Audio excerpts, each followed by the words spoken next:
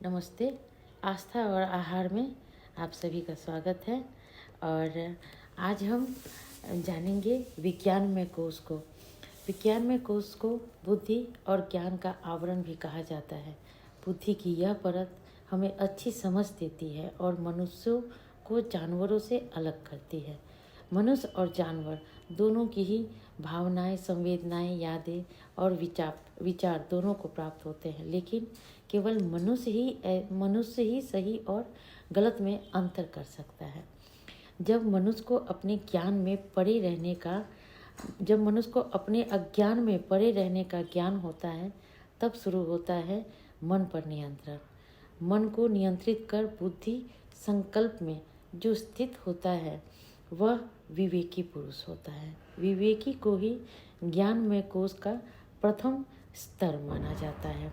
आइए इसको हम एक अच्छे से कहानी में इसको अच्छी तरह से समझते हैं। एक बार श्रृंगी ऋषि एकांत वन में एक पर्वत के नीचे तपश्चर्या कर रहे थे। पेड़ों में से रिसते हुए रस को वो जीवा से चाट लेते थे। इसके सिवाय और कुछ भी भोजन नहीं किया करते थे। बहुत काल तपश्चर्या में व्यतीत होने से, स्वाद आदि विषय सेवन न करने से विषयों का ज्ञान और स्मृति नष्ट के समान हो गई थी। पशु पक्षी, मनुष्य आदि का संग वहाँ नहीं था, इसलिए स्त्री पुरुष का भेद भी उनकी स्मृति में नहीं रहा, यानी वो सब कुछ भूल चुके थे। परमात्मा परायण होकर वे अपनी आयु व्यतीत कर रहे थे। उन्हें अपने शरीर की प्रतीति थी तो भी उनका आचार विदेह मुक्त के समान हो गया था, यानी उनका फिजिकल बॉडी का उनको कोई सेंसेस नहीं रह गया था, ना ही उनके अंदर नर और नारी की ही भेद रह गया था। उनके समान त्यागी तपस्वी उस समय और कोई नहीं था। उस समय अयोध्यापुरी में महापराक्रमी धर्मात्मा राजा दशरथ राज्य किया करते थे। वृद्धावस्था होने पर भी उनके पुत्र न होने से उनके गुरु वशिष्ठ जी ने पुत्र प्राप्ति के निमित्त पुत्रेष्टि यज्ञ करने की सलाह दी। राजा को दी और कहा कि पुत्रेष्टि यज्ञ की समाप्ति तभी सफल हो सकती है जबकि श्रृंगी ऋषि यज्ञ में आकर यज्ञ कराएंगे। यह बात असंभव सी थी, इसलिए राजा दशरथ ने राज्यसभा में सभी को बुलाकर यह प्रतिज्ञा की कि जो कोई श्रृंगी ऋषि को ले आएगा उसको मैं सुवर्ण रत्न आदि का बहुत बड़ा पारितोषिक दूंगा। श्रृंगी ऋषि की तपश्चर्या और विदेह के समान आचार समझकर उन्हें राज्यसभा में लाने को किसी की भी हिम्मत नहीं पड़ी। उनके तप का प्रभाव जानकर और श्राप के भय से कोई भी उन्हें लाने को तैयार नहीं हुआ।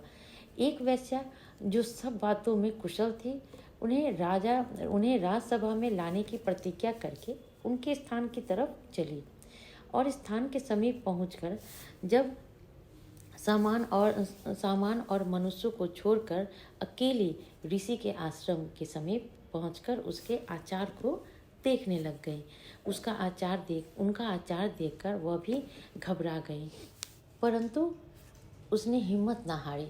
3 दिन तक प्रातः, दोपहर और संध्या को वो मुकाम से आकर उनकी चेष्टा को देखा करती थी, यानी वो किस प्रकार से क्या करते हैं वो दूर रहकर देखा करती थी।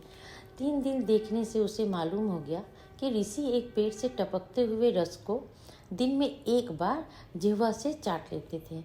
इस पेड़ को उसने पहचान लिया। थोड़े दिन वैश्या रस के स्थान पर पेड़ में से शहद लगा आई और एक पेड़ के नीचे छुपकर ऋषि की चेष्टा देखने लग गए। प्रातः दिन ऋषि एक बार रस को चाटा करते थे, आज उन्होंने 2-3 बार चाटा और यह देखकर वैश्या जी के मन में प्रसन्नता हुई।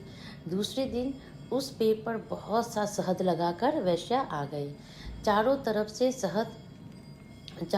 शहद लगाकर आई और छुप कर देख रही थी। उस दिन ऋषि 1 घंटे तक पेड़ के नीचे चारों तरफ से शहद चाटते रहे। तीसरे दिन वैश्या ने पेड़ पर बहुत सा शहद लगा दिया और पेड़ के नीचे मेवा और घी पड़ा हुआ स्वादिष्ट हलवा बनाकर रख दिया। जब ऋषि रस चाटने आए तो सामने कोई वस्तु रखी हुई देखकर उसे उठाकर खाने लगे तो बहुत ही प्रिय और उनको स्वादिष्ट मालूम हुए। उस दिन रस चाटना छोड़कर वे अपने आसन पर जा बैठे। धीरे धीरे ऋषि को अपने वश में आता हुआ देख वैश्या के मन में बहुत प्रसन्नता हुई। कभी हलवा, कभी खीर और कभी जलेबी, कभी अमृति, कभी बालूशाही इत्यादि प्रतिदिन पेड़ के नीचे धराया करती थी और ऋषि उन्हें प्रेम से खा लेते। नित्य प्रति मिष्ठान भोजन करने से ऋषि के शरीर में बल आने लग गया। इंद्रियां सतेज होने लग गई और स्मृति और बुद्धि भी उनकी तीव्र होने लग गई। एक दिन वैश्या ने कोई वस्तु पेड़ के नीचे ना रखी। तब उस समय श्रृंग ऋषि आकर भोजन की वस्तु ढूंढने लग गए। तब वैश्या निर्भय होकर एक थाल में उत्तम मिष्ठान लेकर उनके सामने पास जा पहुँची और उनके सामने रख दिया। ऋषि भोजन करने लग गए। वैश्या खड़ी दूर से देखती रही। ऋषि ने उसे देखकर क्रोध भी न किया। अब तो प्रतिदिन ही ऐसा होने लग गया। वैश्या ऋषि के पेड़ के नीचे आ जाया करे और भोजन लाकर खिला जाया करे। एक दिन ऋषि पेड़ के नीचे आकर देर तक बैठे रहे, परंतु वैश्या भोजन न लाई। तब तो वो घबराकर कहने लगे, हे देव, भोजन ला, भोजन ला। छुपी हुई वैश्या भोजन लेकर आई और थाल रखकर प्रार्थना करने लग गई, महाराज क्षमा कीजिएगा, ऋषिराज आज भोजन बनाने में देर हो गई। ऋषि कुछ न बोले। कुछ दिनों तक इसी प्रकार होता रहा। जब ऋषि भोजन मांगते तब वैश्या लाकर दे देती थी। एक दिन जब ऋषि ने भोजन मांगा तो वैश्या ने सूखे टिक्कर लाकर सामने रख दिया। ऋषि खाने लग गया। वैश्या खड़ी देखती रही। उस दिन भोजन करके कुछ प्रसन्न ना हुए थे ऋषि।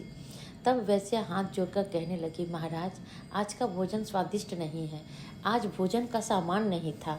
मनुष्य शहर से सामान लेकर नहीं आया है। ऋषि कुछ न बोले। दूसरे दिन वैश्या ने फिर टिक्कर लाकर सामने ऋषि के रख दिए। ये देखकर कहने लगे कि हे देव, ऐसा भोजन नहीं, प्रथम जैसा भोजन देते थे वैसा ही ला। वैश्या प्रसन्न होकर जी में कहने लगी, ऋषि खुद ही मन में कहने लगे कि ऋषि को भले बुरे का ज्ञान हो गया है, उत्तम भोजन खाने की कामना हो गई है। यानी ऋषि को भोजन का ज्ञान लौट आया है, जो काफ़ी वर्षों की तपस्या से वह उनकी स्मृति से चली गई थी। हाथ जोड़कर कहने लगे कि सायंकाल को प्रथम के समान भोजन लेकर इस स्थान पर आऊँगी और आपको पुकार लूँगी। ऋषि ने वैश्या की बात मान वे मन से टिक्कर खा लिए। सायंकाल को वैश्या अनेक प्रकार की मिष्ठान व्यंजन बनाकर ले आई और कहने लगे कि ऋषि जी, मैं भोजन ले आई हूँ, आइए आप भोजन कीजिए। शब्द सुनते ही ऋषि अपने स्थान से उठकर आ गए और भोजन करने लग गए। इस प्रकार वैश्या ऋषि को दोनों समय भोजन कराने लग गई। पहले ऋषि एक समय सिर्फ शहद चाट के रह जाया करते थे। अब एक दिन संध्या काल में जब ऋषि भोजन कर रहे थे तो वैश्या कहने लगे, महाराज मैं अकेली वन में पड़ी रहती हूँ। कल रात्रि को सिंह का शब्द सुनकर मैं डर गई। मुझे खाने को आया था, परंतु मैं बहुत बुरी तरीके से बच गई हूँ। यदि मुझे खा जाता तो मैं भोजन कैसे आपका ला पाती। ऋषि ने कहा, तू मेरे पास रात्रि में रहा कर। उस दिन से वैश्या ऋषि के पास रहने भी लग गई। क्रम क्रम से स्त्री पुरुष का भेद का ज्ञान भी उसने ऋषि को करा दिया और इस प्रकार उनको छल लिया। वह ऋषि की स्त्री होकर अब वो रहने लग गए और रहते रहते उनके 3 पुत्र हुए, 3 लड़के उत्पन्न हुए। प्रथम लड़का 5 वर्ष का, दूसरा 3 वर्ष का और तीसरा 1 वर्ष का था। एक दिन वैश्या ने कहा कि स्वामी, हम कुटुंब वाले हैं, अब सबका पोषण इस वन में नहीं हो सकता है। जो कुछ मेरे पास था सब खर्च हो गया। यदि किसी राजा का आश्रय लिया जाए तो आनंद से निर्वाह चले।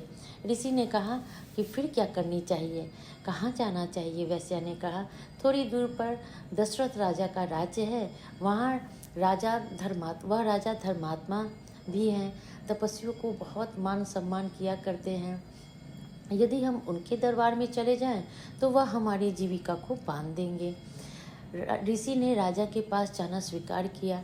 दोनों छोटे लड़कों को कंधे पर बैठाया और बड़े लड़के का हाथ पकड़कर आगे आगे ऋषि और पीछे पीछे वैश्या इस स्वांग से ऋषि दशरथ राजा की सभा में जा पहुँचे। वैश्या श्रृंगी ऋषि को ले आकर रही है, ऐसा सुनकर सब सभाजन शहर के लोग देखने दौड़ पड़े। लोग वैश्या की चतुराई और उसकी बुद्धि पे की प्रशंसा करने लग गए। ऋषि की दुर्दशा देखकर दुखी होते थे और हंसते भी थे। कोई पूछता था कि आप ही श्रृंगी ऋषि हैं, कोई कहता कि आपने बड़ी कृपा करके हमें दर्शन देकर कृतार्थ किया। ऐसा अनेक प्रकार के व्यंग वचन लोग बोलते थे। राजा दशरथ ने श्रृंगी के कुटुंब को अथवा वैश्या के कुटुंब को आदर सहित दिव्य स्थान में ठहराया। राजा की अभिलाषा से श्रृंगी ऋषि ने पुत्रष्टि यज्ञ का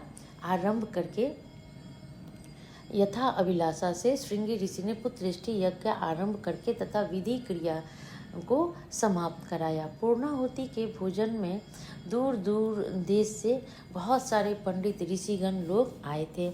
राजा दशरथ विचार किया कि मेरा कार्य पूर्ण होने पर भी श्रृंगी ऋषि का प्रपंच में फंसा रहना ठीक नहीं है। यह विचार श्रृंगी ऋषि और उनके कुटुंब को सब ऋषियों के साथ भोजन करने को बैठाया। यह देखकर एक त्यागी साधु बोल उठे, अरे राजा, ये क्या अनर्थ करता है?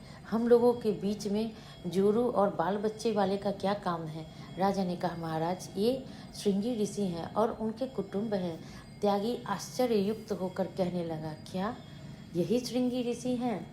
ऋषि का कुटुंब होता है? हमने तो सुना है वे पूर्ण ज्ञानी और त्यागी हैं। क्या श्रृंगी ऋषि भ्रष्ट हो गए हैं? हाय रे माया, क्या तूने खेल दिखाया है? हाय वैश्या, तूने ऋषि को भी अपने जाल में फंसा लिया। श्रृंगी में यदि अब भी कोई आत्म श्रृंग शेष रह गई है तो उस जाल को काट कर भाग सकते हैं। यह सुनते ही श्रृंगी ऋषि के कान खड़े हुए और उन्हें पहले की स्मृति हो आई। जैसे कोई नींद से चौंक पड़ता है, उसी प्रकार कर्तव्य का विचार कर दुखी हो पछताने लगे और भारी उत्साह के साथ उठ खड़े हुए और भागकर वन में किसी गुप्त स्थान पर चले गए। राजा दशरथ ने अपने प्रतिज्ञा अनुसार वैश्या को सम्मान सहित बहुत सारा उपहार और पारितोषिक दिया और ऋषि से उत्पन्न हुए तीनों बालकों को पालन पोषण करने और विद्या अध्ययन करने को एक पंडित को सौंप दिया। यहाँ ऋषि आत्मस्वरूप हैं, वैश्या बुद्धि है। जब तक आत्मा अपने भाव से हटकर बुद्धि के भाव वाला न हो तब तक पुत्रष्टि यज्ञ की सिद्धि नहीं होती। इसलिए बुद्धि रूप वैश्या ने आत्मा रूपी ऋषि के पास जाकर क्रम क्रम से उसे अपने भाव वाला बनाती है। बुद्धि वैश्या इसलिए है कि उसका भाव एक पर नहीं रहता, अनेकों पर उसकी तरफ भाव रखने वाली है। बुद्धि विज्ञानमय कोश है। स्त्री पुरुष को वस्तुओं का और राग द्वेष का ज्ञान है या नहीं, यह बुद्धि के सहारे ही जाना जाता है।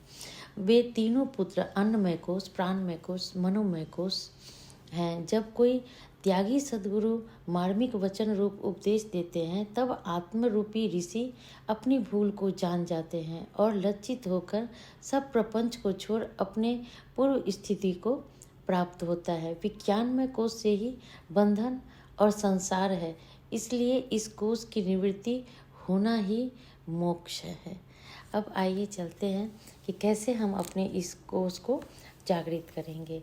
तो इसके लिए सबसे पहले हम सुखासन में बैठ जाएंगे और डीप इनहेल और एक्सेल करेंगे। इनहेल और एक्सेल एटलीस्ट 3 to 5 टाइम्स करेंगे ताकि हमारे मन में चल रहे सारे विचार जो हैं वो खाली हो जाएं। फिर ध्यान करेंगे कि पूर्व की दिशा की ओर बैठ के फिर ध्यान करेंगे कि सूर्य की किरणें हमारे अनाहत चक्र में यानी हृदय में प्रवेश कर रही है और हमारे हृदय में उत्पन्न मैग्नेटिक गुण को और भी ज़्यादा बढ़ा रही है। इसके बढ़ने से दैवीय तत्वों की सूक्ष्म जगत से आकर्षित कर रहा है। इस प्रकार हम बार बार अपने अनाहत चक्र में इसका ध्यान करेंगे और इसमें श्रद्धा जितनी मजबूत होगी, दिव्य लोक से अनुपम वरदान खींचते चले आएंगे आपकी ओर। और इस तरह से हम इस चक्र का जागरण भी करेंगे, अन्नमय कोश का। आप सभी को ये वीडियो अच्छा लगा हो तो प्लीज़ लाइक सब्सक्राइब जरूर करें, और पंचकोशों से रिलेटेड कोई भी क्वेश्चन हो तो प्लीज़ मेरे कमेंट बॉक्स पे ज़रूर डालें। बेल आइकन ज़रूर दबाएं ताकि मेरे अगले वीडियो की नोटिफिकेशन आप सभी को टाइम से मिल सके। नमः शिवाय।